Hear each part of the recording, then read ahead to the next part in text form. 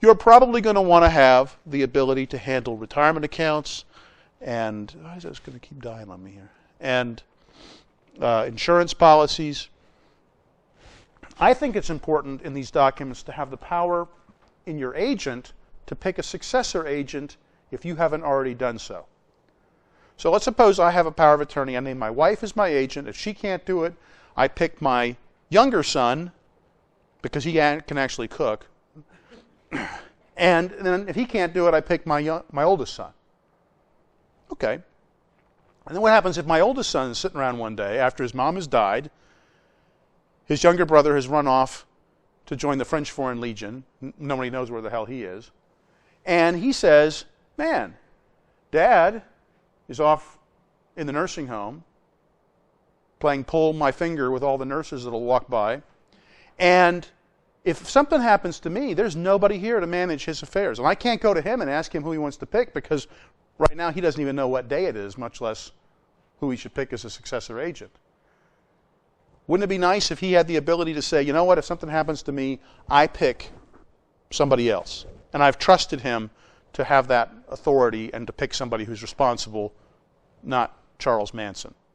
It would be nice, because if he doesn't have that power, chances are he's going to have to go to court, or someone's going to have to go to court to petition to become my guardian, because the power of attorney has failed for lack of a good agent, and we now have to fill in that blank in my life of who's going to take care of Bill's affairs now. Answer, the court's going to fill that in by appointing a guardian.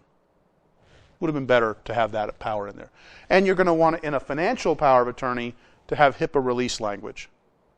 Now, that's a medical concept, but oftentimes an agent under a financial power of attorney is doing things like looking at medical bills, insurance claims. Those are all considered health records. And you want them to have the ability to see those things and not be blocked by HIPAA from doing it. So I usually put that in the documents that I do. And a lot of lawyers do, but not all. And a lot of the forms that you'll find online or somewhere don't have that kind of stuff in them. Let's talk about healthcare powers of attorney. Now, in a healthcare document, I'm naming an agent, and these generally are springing. I don't want mine to be. Mine aren't when I draft them for clients. But most of them, and if you get the form, I think we were looking at the form earlier, that form is a springing power of attorney. It says it only becomes effective upon my incapacity. Well, it's a little easier to have it then, because what are we talking about? We're talking about medical decisions. The doctors need to know what to do. The doctors are usually pretty good at figuring out whether I'm competent or not. So I don't have to go talk to the teller and convince her. I'm talking to the doctor, and the doctor knows. So a springing power of attorney isn't nearly as frightening there as it would be in a financial power of attorney. However, I still don't like them. And I'll give you an example of when I don't like them. I'll give you two. Both of these are real-life examples. Lady goes into the hospital. She's sitting there. Needs treatment. Doctors are coming in trying to explain to her what's going on. She's just not really getting it. They're not able to explain things to her in a way that she can understand. Or, another case, very similar, she just kind of shut down emotionally. She just didn't want to make a decision. She could. There was nothing wrong with her mental ability to reason. She was just having a hard time dealing with the diagnosis that she got, and she just kind of tuned out. Needed the agent to be able to make the decision. The other situation I'll run into is like dealing with medical records or submitting a claim. My 88-year-old father is having trouble figuring out all of his Medicare bills and stuff, and he wants me to handle it. So I call, Blue Cross or something, and I'm trying to get him. Well, he's not incapacitated. Your springing power of attorney doesn't work right now. It only works when he's sick. He's not sick. He's just old and confused and lazy. Tired. So I can't deal with him. Well, in my document, you can. But not in the form, not in the ones that most people draft. Now, am I the smartest lawyer on earth and I know how to do this and nobody else does? No, I stole all these ideas from other lawyers. I'm just smart enough to know when I see a good idea.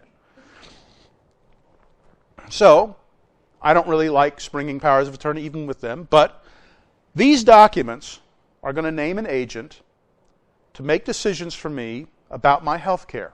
And they're going to focus, at least in Pennsylvania, on 3 different situations. The first one is the most common, an emergency. I've just lopped off my hand in the wood chipper. There is blood spurting everywhere. I'm going into shock. I can't even look at a paper cut, much less my severed hand. So I'm passing out now. I'm not having a good day. I'm not making decisions about much of anything right now. I'm either screaming in pain or I'm passed out from the pain. In that moment, my agent can step in and do 3 things. Authorize care for me, direct changes in care for me, or perhaps refuse care for me. Well, why on earth would they refuse care for me? The only reason they would refuse the care for me is because they believed that that's what I would do if I weren't writhing in pain or in shock or passed out. Now, it's hard to imagine why somebody who lopped off their hand wouldn't seek treatment, but let's suppose it's something a little less dramatic than that. Suppose I'm just going in for a blood transfusion. Suppose I'm a Jehovah's Witness. And suppose for religious reasons, I oppose blood transfusions. Suppose I have an irrational fear of X-ray machines. I believe that X-ray machines will cause cancer if I'm ever X-rayed, so I have never been X-rayed in my whole life. And I'm now being transported to the hospital, and doctors are saying to my wife, we're going to run Bill in, we're going to take an X-ray because he got hit in the head with a rock. We want to know if he fractured his skull. No, doctor. If Bill hadn't been hit in the head with a rock and you'd offered him an X-ray, he would have turned you down because he hates X-rays, he's terrified of them, thinks they cause cancer, thinks they steal his soul, whatever I think they do. She's expected to refuse that care from me because that's what I would do. And medical care, as it turns out, is intensely personal. We get to make good and bad decisions about our care. My doctor might like me to come see him more often than I do. He might like me to have more colonoscopies than I do. I don't really like colonoscopies, so I don't go as often. It's my choice. I've refused the care. Is that a good decision? Probably not. I probably should go. I shouldn't drive through the drive-up at Burger King nearly as often as I do. But I made the decision, made the poor decision to not do what I needed to do. That's my right. My agent is there to make sure that my rights continue to be carried out, that the decisions that I would make continue to be carried out.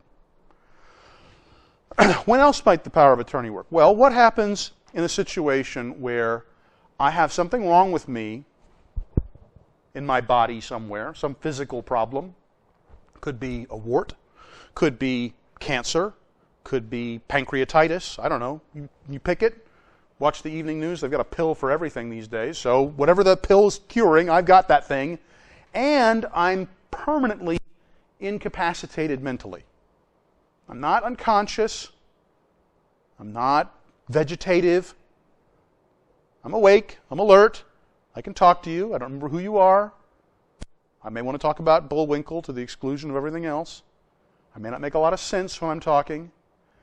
But now that I've been diagnosed with colon cancer, we're all sitting around trying to figure out how are we going to treat Bill's colon cancer? Are we going to treat Bill's colon cancer? We could cure his colon cancer. We could go in, we could remove a section of his colon, give him 6 months of chemo and radiation. The guys at Fox Chase Cancer Center say, I've got an 80% chance of survival. Congratulations, I'll now get to have my Alzheimer's disease for another 4 years until that kills me. Did I really want to be treated for that colon cancer? Was the quality of my life now so poor that the focus of my care would shift to just keeping me comfortable rather than trying to cure me of what ailed me? For some people, they would say, keep me comfortable and let me go. Other people would say, cure what you can cure. And other people would say, I don't know. Go talk to my agent. My agent will figure it out. I can't sit here today and know what the problem is going to be in the future. I can't tell you how severe my Alzheimer's is going to be. I can't tell you what kind of medical problem I'm going to have. I can't make an informed decision. So rather than do that, I'm going to invest in the power of my agent, the ability to make that informed decision for me when the information becomes available.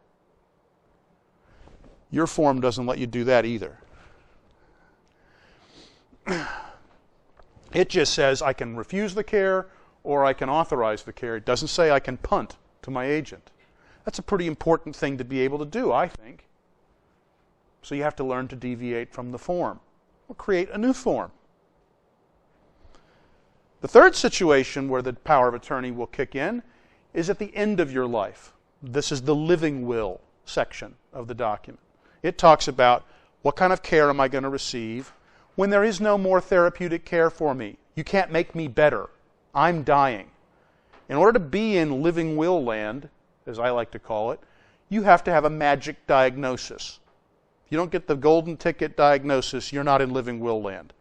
And that is, I'm persistently vegetative. If I'm not persistently vegetative, I have to be permanently comatose. And although you might think that's the same thing, it's technically not at all the same thing. You're comatose when you go to sleep at night. You're just not permanently comatose. You tend to wake up in the morning. Permanently comatose people go to sleep and never wake up. They just, whatever they do, dream. But they never wake up. Vegetative people, their eyes are open, they just don't interact with the environment. They don't take in any information. They look like they're awake. They move their head around, do all kinds of weird things. They might even make sounds, but they don't talk. If they do, they're not talking in a way that you could probably understand very clearly, and they're certainly not answering questions. They're just making sounds for no particular reason. So if you're not vegetative and you're not comatose, the only other time you're in living will land is when you have an end-stage medical condition. So that's, in layman's terms, you're terminally ill, you're dying, and you are so mentally incompetent that you can't really direct decisions about your care. If you don't have one of those three conditions, you're not in living will land. You're back in one of the other two situations we talked about. But if you got into living will land, then you have the ability to say, I want my agent to make all the decisions about what kind of medical treatment I receive, or I'm going to tell you right now, maybe I don't want certain things. Like I don't want my body to be kept alive on feeding tubes, or I don't want to be hooked up to a ventilator or something like that. But again, if you say, for example, in your living will, I don't want CPR, you're not saying I never want it. You're just saying I don't want it when I'm in a vegetative state from which I'm never going to awaken and my heart stops beating. Please don't give me CPR to put me back into my vegetative state so I can enjoy being a vegetable longer. It's not, oh, well, zap me back and I'll wake up and go home and, watch the last episode of Breaking Bad because I missed out on that while I was in my coma. That isn't happening for these people. If it was possible for that to happen, they're back in paragraph 2, not in the living will paragraph 3.